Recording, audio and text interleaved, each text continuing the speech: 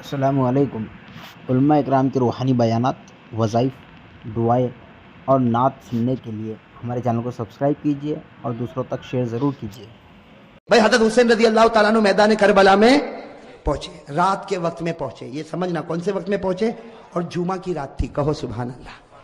जुमा की रात थी मेरे दोस्तों, जुमा की रात थी। खैमा लगाया हज़रत हुसैन रज़ी अल्लाह ताला अन्हु ने करबला के मैदान में खैमा लगाया। जुमा की रात है, आप आराम फरमा रहे। कहो आप आराम, यानी हज़रत हुसैन सो रहे, आप आराम फरमा रहे। इनके छोटे भाई जिनका नाम है हज़रत अब्बास, हज़रत हुसैन के छोटे भाई, क्या नाम है, हज़रत अब्बास, उन्होंने देखा कि सामने लश्कर आ गया।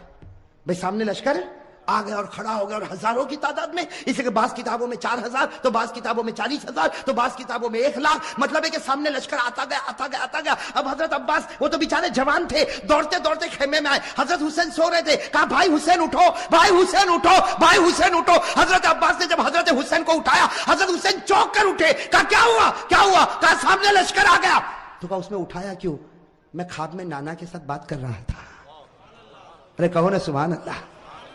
सुनते जाना मेरे दोस्तों, हजरत हुसैन ने किस जबान से कहा? कहा अब्बास मेरा भाई उठाया क्यों? आने दे आने दे, हजारों की तादाद में आने दे। लेकिन मैं तो मेरे नाना के साथ बात कर रहा था। वो हजरत अब्बास रो पड़े, रोते रोते कहा कि भाईजान हुसैन क्या बातें कर रहे थे आप? नाना के साथ क्या बातें कर रहे थे? कहा नाना के साथ यही बात कर रहा था। नाना कह रहे थे हुसैन कल तुझे दुश्मनों के सामने जाना है, हक के सामने डट जाना, गर्दन कटा देना, लेकिन गुनाह के सामने गर्दन झुकाना नहीं।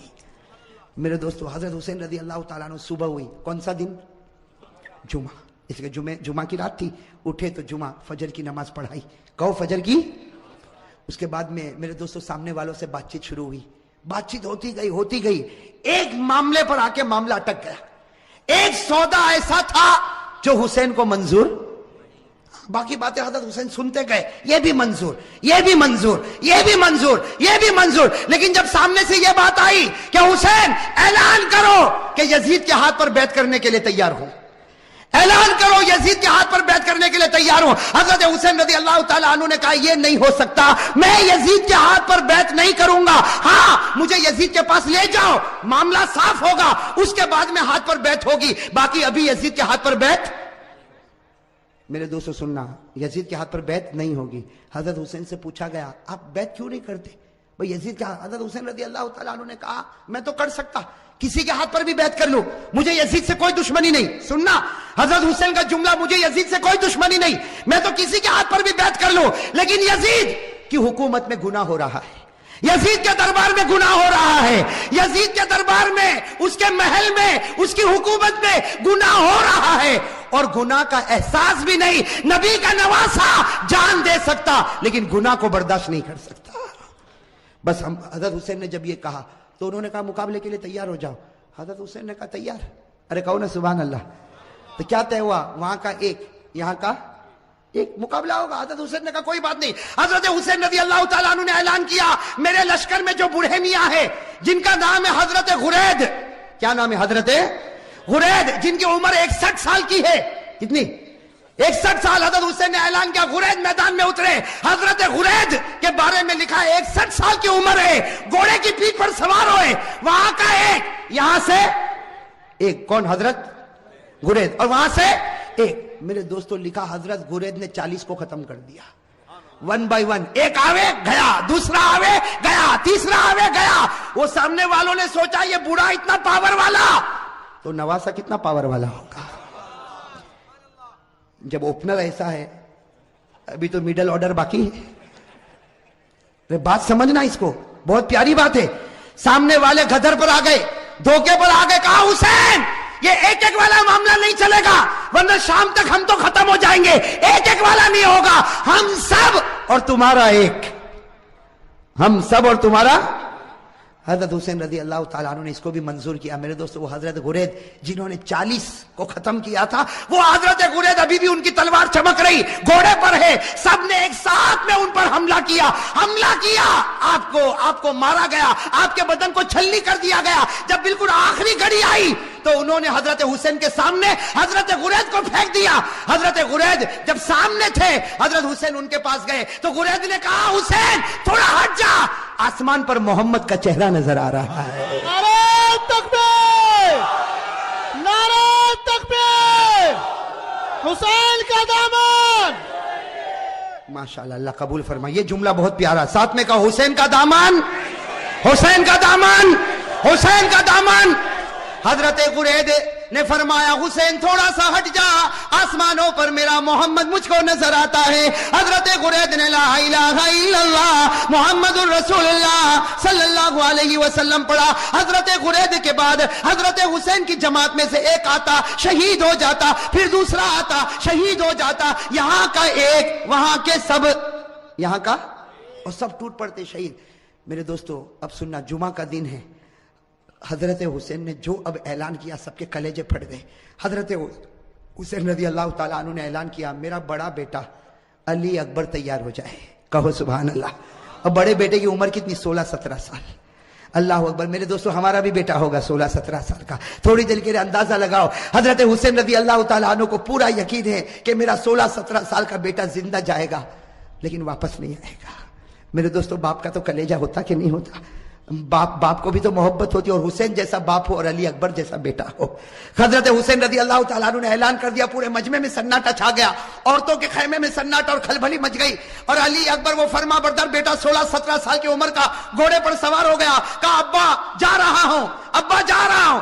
حضرت حسین نے کہا بیٹا ایسے مت جا, ایک بار باپ کی پیشانی کو چوم تو لے, ایک بار باپ کی پیشانی کو چوم لے تاکہ میں بھی تو تجھ کو گلے لگا لو. میرے دوستو علی اکبر جب گھوڑے سے اترے پورے مجمع میں رونے کی آواز آئی. حضرت حسین نے اپنے کلیجے سے لگایا اور کہا بیٹا آج حق پر جاتا ہے, حق پر رہنا, اب تو نانا کے دربار میں تیری میری ملاقات ہوگی. میرے دوستو وہ علی اکبر چلے, سننا علی اکبر گئے اور بڑی دلیری کے ساتھ مقابلہ کیا. لیکن میرے دوستو 16-17 سال کا جوان اور اتنے سارے لوگ, تھوڑی دیر میں ان کے بدن کے 2 ٹکڑے کر دیے گئے. میرے دوستو علی اکبر کے بدن کے 2 ٹکڑے کیے گئے اور حضرت حسین کے سامنے ایک چھرا لایا گیا اور بڑے بیٹے کے سینے پر مارا گیا. اور میرے دوستو جب 2 ٹکڑے ہو گئے تو سامنے والوں نے اپنے گھوڑے ان لاشوں کے اوپر ڈالنا شروع کر دیا. گھوڑے دوڑتے گئے اور حضرت حسین کے بڑے بیٹے علی اکبر کی لاش کو آگے بڑھاتے گئے. میرے دوستو حضرت حسین رضی اللہ تعالیٰ عنہ تڑپ گئے, دوڑتے دوڑتے اپنے بیٹے کی لاش کو اٹھایا, ایک ٹکڑے کو اٹھایا, دوسرے ٹکڑے کو اٹھایا اور کونے پر رکھا. میرے دوستو ابھی تو بڑے بیٹے علی اکبر کی لاش کو حضرت حسین نے کونے پر رکھا, پیچھے سے عورتوں کی آواز آئی آپ کا دودھ پیتا بچہ تڑپ رہا, آپ خیمے میں واپس آؤ. حضرت حسین دوڑتے دوڑتے خیمے میں گئے, ان کا دودھ پیتا بچہ علی اصغر چھوٹا سا دودھ پیتا بچہ حضرت حسین رضی اللہ تعالیٰ عنہ نے اپنے سینے سے لگایا اور دوڑتے دوڑتے دشمنوں کے پاس گئے اور کہا تم کو مجھ سے دشمنی ہے, میرے بچے سے تو کوئی دشمنی نہیں. ارے میرے دوستو ہمارا بھی دودھ پیتا بچہ ہوگا. تھوڑی دیر کے لیے سوچو حضرت حسین نے کیسے دل سے کہا ہوگا مجھ سے دشمنی, یہ بچے سے کیا دشمنی. میرے دوستو حضرت حسین ابھی کہہ رہے کہ بچے سے کیا دشمنی, سامنے سے تیروں کی بوچھار آئی اور تھوڑی دیر میں بچے نے دم توڑ دیا.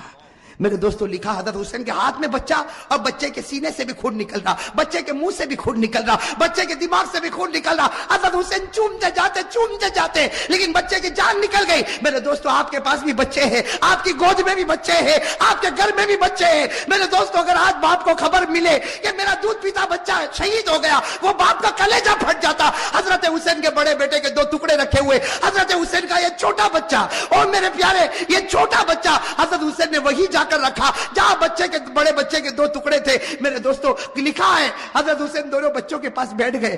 آپ بتاؤ میرے دوستو حضرت حسین کیسا روتے ہوں گے. کبھی بڑے بچے کے ٹکڑے کے سر پر ہاتھ پھیرتے, کبھی چھوٹے بچے کے سر پر ہاتھ پھیرتے اور جملہ کہتے تھے میرے بچوں تمہارا ہنسنا بھی مجھ کو یاد ہے, اے میرے بچوں تمہارا کھانا بھی مجھ کو یاد ہے, اے میرے بچوں تمہارا ابا ابا کر کے بلانا بھی مجھ کو یاد ہے, تمہاری ہر گھڑی مجھ کو یاد ہے. میرے دوستو یہ سب کرنے کے بعد ظہر کا وقت آیا. ساتھ میں کہنا کون سا وقت آیا؟ جمعہ کا دن تھا, کون سا وقت آنا چاہیے. لیکن کربلا کا میدان جمعہ ہونے والی, میں میدان میں جمعہ ہوتی, گاؤں دیہاتوں میں جمعہ ہوتی. حضرت حسین نے فرمایا میرے دوستو بڑے بچے کا ٹکڑا رکھا ہوا ہے, وہ باپ نے کیسے وضو کیا ہوگا. حضرت حسین نے وضو کیا اور وضو کرنے کے بعد کہا چلو جماعت بنے گی, ظہر کی نماز ہوگی. حضرت حسین نے 2 رکعت ظہر کی نماز پڑھائی. میرے دوستو مقابلہ کرنے والے مقابلہ کرتے گئے. حضرت حسین نے ظہر کی 2 رکعت نماز پڑھائی اور اس کے بعد میں حضرت حسین نے اپنا گھوڑا لیا اور فرمایا اپنے خیمے میں فرمایا وہ پرانی چادر جو کونے میں رکھی وہ لے کر آؤ. میرے دوستو ایک بڑی چادر لائی گئی, بالکل پرانی چادر لائی گئی. حضرت حسین نے سینے سے لگایا اور کہا لوگوں تمہیں معلوم نہیں یہ میری ماں فاطمہ نے اپنے ہاتھوں سے بنایا تھا. میرے دوستو حضرت حسین نے کہا وہ پرانی تلوار لا کر دو. ایک پرانی ٹوٹی ہوئی تلوار لائی گئی. حضرت حسین نے وہ تلوار کو ہاتھ میں لیا, کہا لوگوں یہ وہ تلوار ہے جو میرے ابا حضرت علی لیا کرتے تھے. اور پھر ایک کالا امامہ منگوایا, ایک کالا امامہ پہنا اور کہا لوگوں یہ وہ امامہ ہے جو میرے نانا محمد الرسول اللہ. میرے دوستو تھوڑی دیر کے لیے سوچنا وہ حسین کا دل کیسا ٹوٹا ہوا ہوگا. گھوڑے پر سوار ہو گئے, اگر کپڑا دیکھو تو فاطمۃ الزہرا کا ہے, تلوار دیکھو تو علی مرتضیٰ کی ہے, امامہ دیکھو تو نبی کا ہے. میرے دوستو مولانا ابوالکلام آزاد اپنی کتاب میں لکھتے ظہر کے بعد یہ اللہ کا ولی میدان میں اترا, 4.5 سے 5 گھنٹے تک آپ اکیلا مقابلہ کرتے رہے. نعرہ تکبیر, حسین کا دامن. میرے دوستو آپ صرف اندازہ لگاؤ, سامنے 4,000 ہوں گے, 40,000 ہوں گے. ارے میرے دوستو میرا ایمان کہتا ہے سامنے لاکھوں ہوں گے, اربوں ہوں گے, کھربوں ہوں گے, لیکن حسین کا نہیں بگاڑ سکتے, اس لیے کہ حسین مقابلہ نہیں کرتا تھا, فاطمہ کی چادر مقابلہ کر رہی تھی. میرے دوستو حسین مقابلہ نہیں کرتا تھا, علی کی تلوار مقابلہ کر رہی تھی. حسین مقابلہ نہیں کرتا تھا, نبی کا امامہ مقابلہ کر رہا تھا. میرے دوستو سننا, مقابلہ چلتا گیا. مولانا ابوالکلام آزاد لکھتے ہیں, ذرا کان کھول کر سننا, مولانا ابوالکلام آزاد لکھتے ہیں کہ آپ کے سر مبارک سے لے کر آپ کے پیٹ مبارک تک 80 تلوار کے زخم لگ چکے تھے. اور میرے دوستو پورے خون سے لہو لہان ہو گئے, خون سے. اور میرے دوستو ایک بات سننا, جب حضرت حسین کا جب مقابلہ چلتا تھا, سامنے سے کسی نے برچھا آپ کے ہونٹ پہ مارا تھا. کس پر مارا تھا؟ آپ کے ہونٹ پر مارا تھا اور خون گر رہا تھا. اور پیچھے سے لوگ جو حضرت حسین کی جماعت میں تھے وہ پیچھے سے کہتے تھے کہ ہونٹ پر کیوں مارا. پیچھے سے آواز آتی تھی کہ او دشمنوں تم نے حسین کے ہونٹ پر کیوں مارا, یہ وہ ہونٹ ہے جس کو نبی روزانہ چوما کرتے تھے, یہ وہ ہونٹ ہے جس کو ہمارے نبی چوما کرتے تھے. میرے دوستو کیسے لہو لہان ہو گئے. اب سننا جو پوائنٹ کی بات ہے, حضرت حسین کھڑے ہو گئے اور کہا ٹھہر جاؤ, تھوڑی دیر کے لیے ٹھہر جاؤ. سب رک گئے. کہا کیا ہوا؟ کہا عصر کی نماز پڑھنا ہے, اس لیے سورج بالکل ڈوب جائے گا, تھوڑی دیر باقی ہے, 4-4.5 گھنٹے ہو چکے, 5 گھنٹے ہو چکے, سورج ڈوب جائے گا, عصر کی نماز قضا ہو جائے گی.